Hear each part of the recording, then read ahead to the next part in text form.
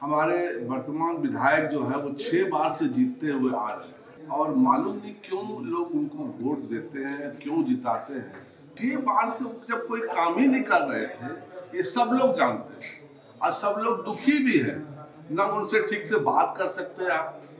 उनसे अगर 3 बार कोई सवाल पूछ लिया तो डांट करके आपको कुछ उल्टा सीधा भी बोल देंगे। इस बार बदलाव निश्चित है और जो अभी के माननीय हैं उनके प्रति लोगों का कोई रुझान नहीं है। कोई व्यक्ति जो उनको वोट दिया था कभी किसी काम से उनके दरवाजे पर गया तो उनका दरवाजा नहीं खुलता है।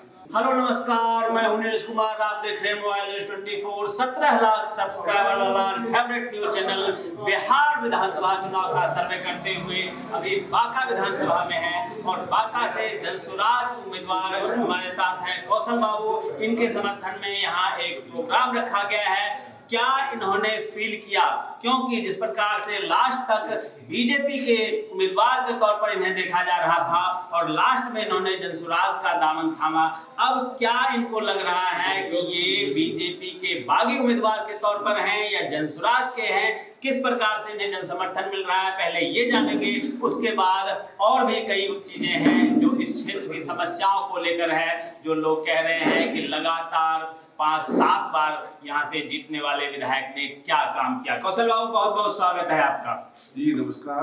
आप बताएं, जिस प्रकार से आप पहले बीजेपी में थे, फिर लास्ट में इसमें आ गए, क्या जरूरी पड़ी? चुनाव लड़ना कोई बहुत आवश्यक तो नहीं होता है, आप चाहते ऐसे भी समाज सेवा कर सकते थे, इंतजार कर सकते थे। 15 साल से तो समाज सेवा करते ही आ रहे हैं जी। लेकिन क्या होता है कि अपने कुछ कार्यकर्ता होते हैं जो हमारे साथ घूमते हैं, कुछ उम्मीदें होती है उनकी।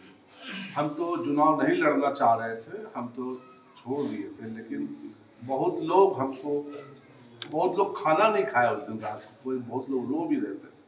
हम लोग को उतना नहीं लगता है, लेकिन जो हमारे साथ घूम रहे थे, जिसको उम्मीद था, उनको बहुत खराब लग रहा था। फिर भी हम 2-3 दिन बाद हमको लगा कि जनसुराज वाले हमारे पीछे लगे हुए थे, चुनाव लड़ना होगा, आपको लड़ना होगा।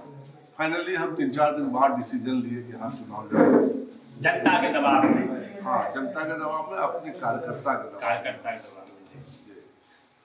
तो अब जो है यहाँ के वर्तमान विधायक जिस प्रकार से लगातार जीतते आ रहे हैं, इसके बावजूद भी कई ऐसे गांव हैं जहां आज भी सड़कें नहीं बनी हुई है, जबकि कई लोग मांग उठाते हैं पुल के कारण वहां लोग बरसात में जा नहीं सकते। और भी कई समस्याएं हैं, खासतौर पर जिस प्रकार से आप लोग पलायन की बात करते हैं। बांका में एक सिल्क उद्योग आसानी से बनाया जा सकता है, क्योंकि यहाँ सिल्क का कच्चा माल आसानी से मिलता है।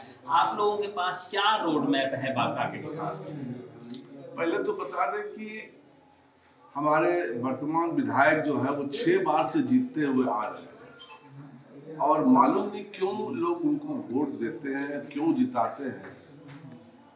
और इतना विरोध है, पिछली बार भी उनका बहुत विरोध था, लेकिन लास्ट में हिंदू मुस्लिम हो जाता है या कुछ नया लोग शगुफा उड़ा देते हैं और वो जीत जाते हैं। दुर्भाग्य है, हम लोग को 5 साल में एक बार मत देने का अधिकार है और ये अधिकार संविधान में लिखा हुआ है, सभी को दिया गया है और उनको अधिकार है कि हम नया प्रत्याशी को ट्राई करें। 6 बार से जब कोई काम ही नहीं कर रहे थे, ये सब लोग जानते हैं और सब लोग दुखी भी हैं।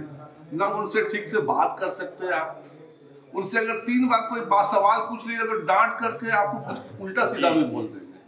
उसके बाद भी लोग जिता रहे थे, लेकिन इस बार लोग को मन में था कि बीजेपी से हमें टिकट मिल रही है, लेकिन बाय द वे क्या हुआ पता नहीं, लास्ट में नहीं मिला।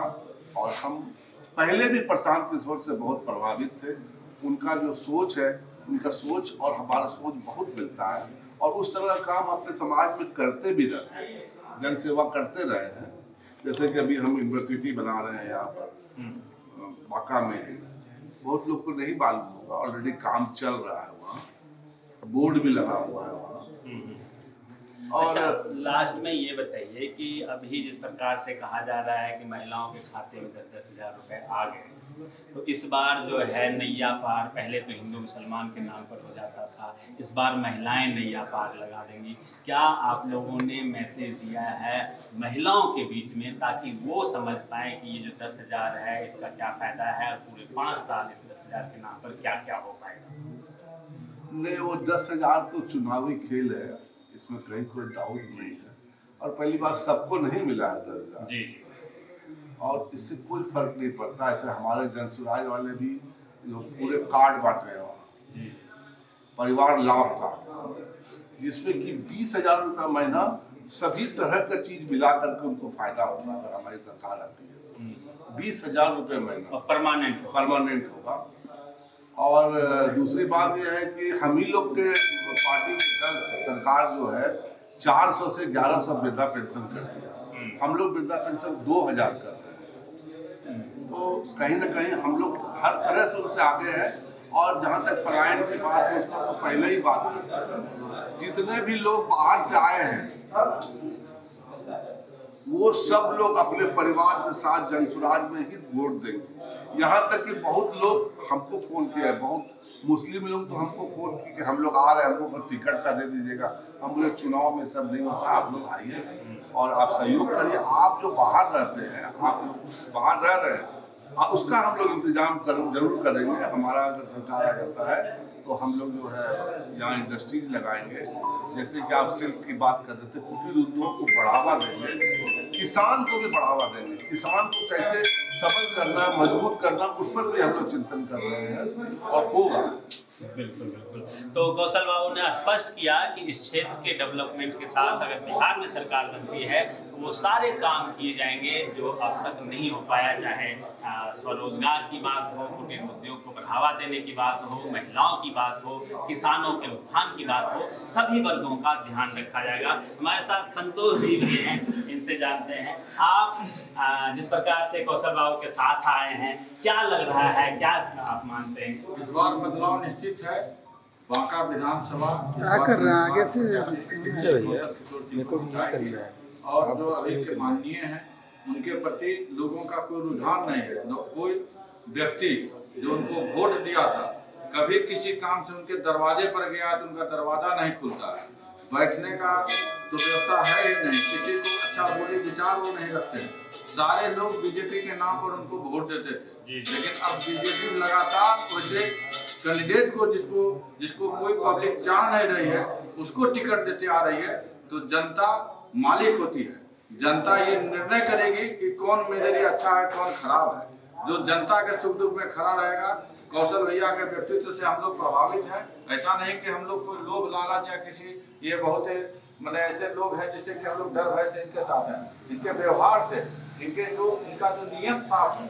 ये जो आज मतलब सैकड़ों बच्ची का हर शाम शादी कराते हैं, गरीब के बच्ची का, इनका देखते हैं हम लोग कितना बड़ा जग करवाना, सब चीज अच्छे काम में ये सहयोग करते हैं। कोई टूर्नामेंट होता है, लड़का बच्चा कोई जाता है तो उनका मदद करते हैं, हर चीज में ये लोग को मदद के लिए खड़ा रहते हैं। तो हम लोग चाहते हैं कि हम ऐसे आदमी को क्यों नहीं जिताएं जो हमारे बांका को आगे ले जाए। आज मेरा नया पीढ़ी है, कुछ करना चाहता है, लेकिन विधायक जो प्रेजेंट है उसके द्वारा कभी कोई मदद भी नहीं मिलता है। कोई कहीं किसी गांव का लड़का बोल दे आकर के कि हम मानिए कि यहाँ गए हैं जो प्रेजेंट है और वो कभी किसी चीज में मदद किए हों, और ये एक दुकान खोल के बैठ जाते हैं। उनका बेटा दुकान खोल लेता है, किसको फंड देना है, किससे कमीशन लेना है, यही उनका चरित्र रह गया है। तो ऐसे लोग को अगर हम लोग वोट देते हैं और फिर अगर जिताते हैं तो समझिए कि बांका हमारा गर्त में चला जाएगा। इसलिए हम सभी लोगों से आग्रह करते हैं कि बदलाव लाइए, और जनसुराज अच्छी पार्टी है, अच्छी सोच की पार्टी है। हम लोग बदलाव लाएं और जनसुराज को इस बार जिताएं और कौशल भैया को भारी बहुमत से यहाँ से विजय बनाएं।